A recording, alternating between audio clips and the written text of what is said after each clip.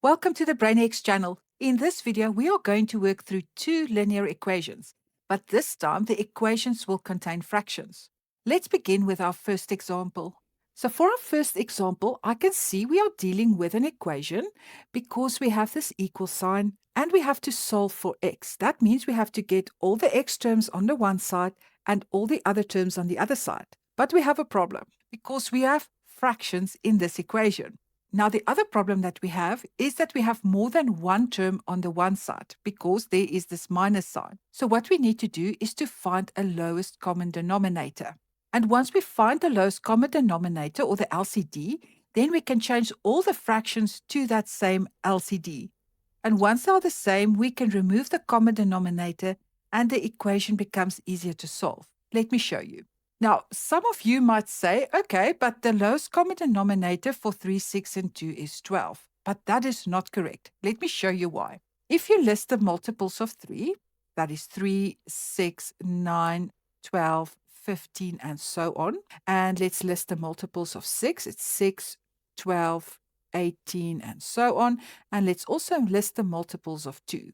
That is 2, 4, 6, 8, 10, 12, and so on. Now note here that 12 is a common denominator for all three the denominators, but it's not the lowest common denominator.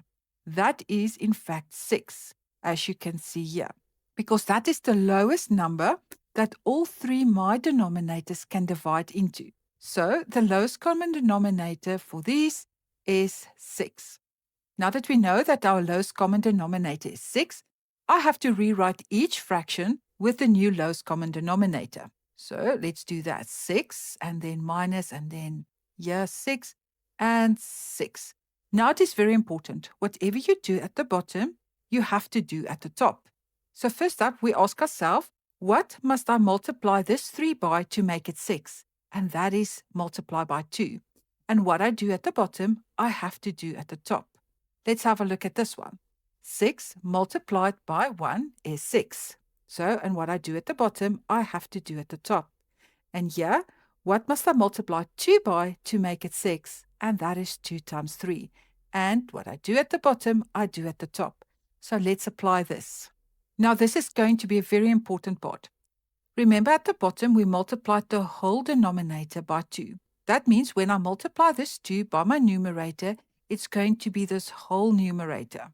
So let me show you. I'm going to write the 2 in the front, and then I'm going to write the numerator in brackets to show that I'm multiplying with the whole numerator, because that whole numerator is like a package. Next up, I'm multiplying by 1. Now, normally you don't write the 1, but let's do it for this example. And then let's write the whole numerator in brackets. And here we have to multiply 3 by x. So it gives us 3x. You can write it in brackets just to show that you are multiplying with the whole numerator. Now that every term has the same denominator 6, and we are working with an equation, we can remove the common denominator and continue with the numerators only, like this. Now you may ask me, how can you do that? But let me explain quickly. If you want to get rid of the denominator, you have to multiply every term by 6. Remember, what you do to the one term, you have to do to all of them. And what you do on the one side, you have to do on all sides. Now, if you look at this term, in this term we are only multiplying, so I'm allowed to cancel. So I can cancel these two 6's. And in this term, we're also only multiplying, so I'm allowed to cancel these two 6's as well. And the same applies to this. So we actually cancelled all the denominators. So what we did in this step was not ignoring the denominator, we just skipped a step. This step is just a shorter way of showing that the entire equation has been multiplied by the LCD. Now the next step is to remove the brackets, and we do that by distributing these numbers into their brackets. Okay, so I'm going to write 2 times 4x is 8x, and 2 times positive 2 is positive 4. Now we've got negative 1, and please note that this negative sign applies to this 1 in front of the bracket. So it's negative 1 times x is negative x, and negative 1 times negative 4 is positive 4. And on this side, we have 3x. Now, the only thing that we need to do is to move all the x terms to the one side and all the other terms to the other side. But before I'm going to do that, let's just combine all the like terms on this side so it's easier for us to work with. We've got this 8x minus x, and that gives us 7x. And we've got this positive 4, and we add another 4. That gives us plus 8 equals 3x.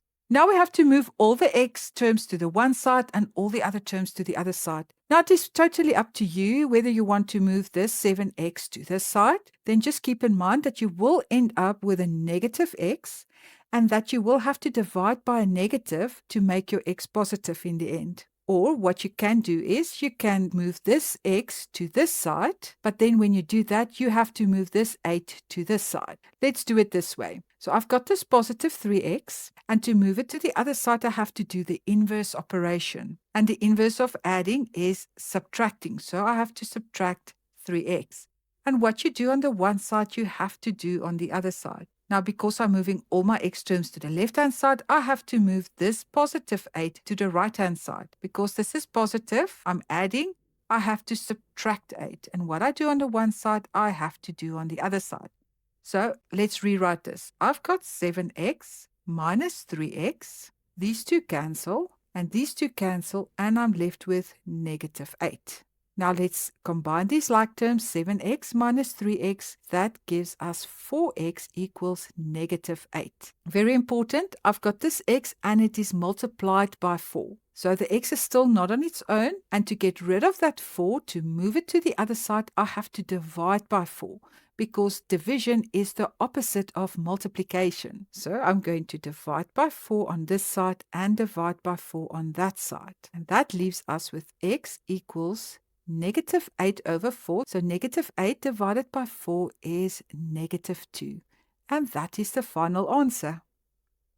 This is the second and final example for this video. So again, we have an equation where we have to solve for x, which means we have to move all our x terms to the one side and all the other terms to the other side.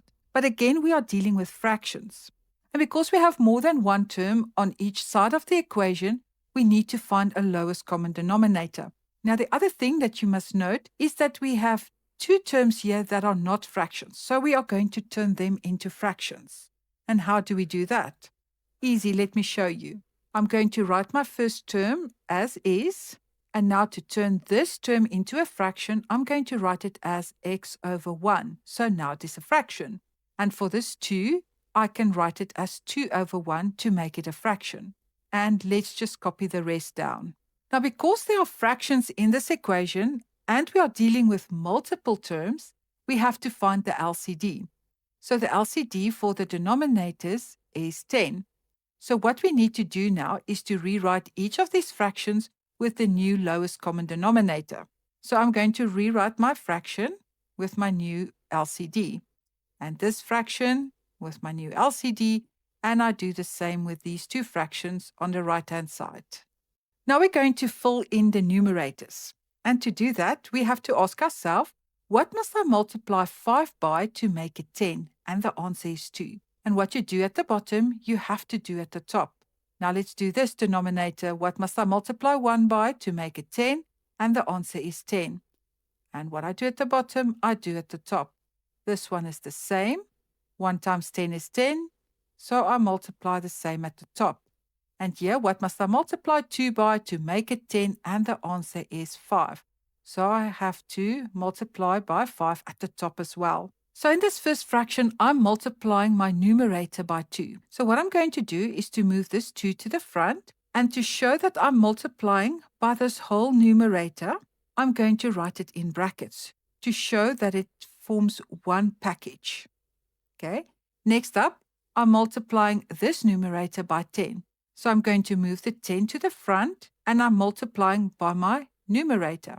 You can, if you want to, add it in brackets, but we normally do it if we have more than one term in the numerator. I'm multiplying the numerator in this fraction by 10, and because I'm multiplying a number, I can say 2 times 10 is 20. And here I'm multiplying by 5, so 5 times x is 5x. Now that every term has the same denominator of 10, and we are dealing with an equation, I can remove my common denominator and write my numerators only. Now remember, like I showed you in the previous example, we are not ignoring the denominator. It is just a shorter way of showing that we multiplied this entire equation by the denominator. So I'm going to write the numerator only. Now take note that we still have a bracket in this equation, so we first have to get rid of this bracket. And to do that, I have to distribute this 2 into this bracket. So 2 times 3x is 6x, and 2 times positive 4 is positive 8, minus 10x, because I can just copy these terms down, 20 minus 5x. Now, before I'm going to move my x terms to the one side and the other terms to the other side, let's combine these two terms. I've got 6x minus 10x. That gives us negative 4x plus 8 equals 20 minus 5x.